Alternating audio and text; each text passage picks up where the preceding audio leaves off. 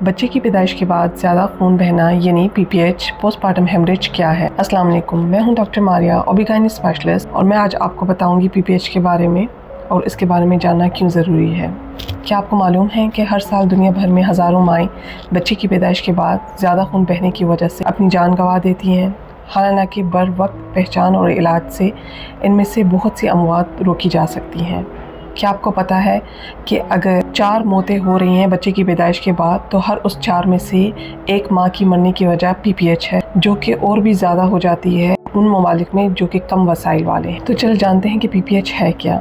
PPH یعنی بچے کی پیدائش کے بعد معمول سے زیادہ خون بہنا، جو کہ ایک خطرناک علامت ہے۔ ڈاکٹر اس کو کیسے پہچانتے ہیں؟ اگر آپ کو ڈیلیوری کے بعد 500 ملی لیٹر تک اس سے زیادہ خون بہہ جائے، یا سیزیرین کے بعد 1000 ملی لیٹر تک یا اس سے زیادہ خون بہہ جائے تو اسے PPH کہا جاتا ہے۔ ایک عام زبان میں ایک مریضہ یا اس کے گھر والے کیسے پہچانیں گے کہ اسے PPH ہوا ہے؟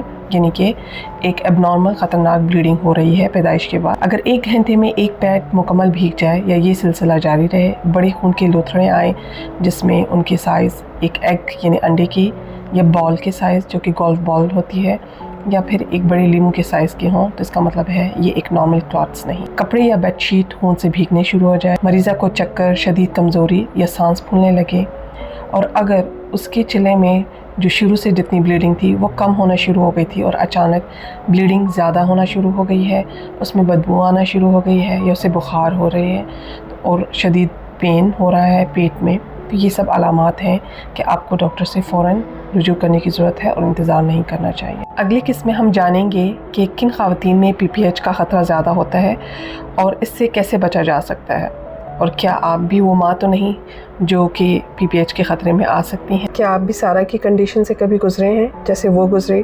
اسے بھی اپنی ڈیلیوری کے بعد کافی ہیوی بلیڈنگ ہو رہی تھی، لیکن ہمارے کلچر کے تحت وہ کسی سے یہ بات نہیں کہہ پا رہی تھی کہ لوگ کیا کہیں گے کہ ہیوی بلیڈنگ تو ہر ماں کو ہوتی ہے ڈیلیوری کے بعد، لیکن اسے اچھا بھی محسوس نہیں ہو رہا تھا اور بہت کمزوری بھی محسوس ہو رہی تھی، لیکن وہ شرم کے مارے کسی کو بتا نہیں پا رہی تھی۔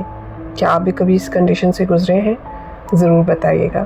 اگلی معلومات کے لیے کہ سارا کے ساتھ کیا ہوتا ہے، شیئر، سبسکرائب اور فالو کر لیجیے گا۔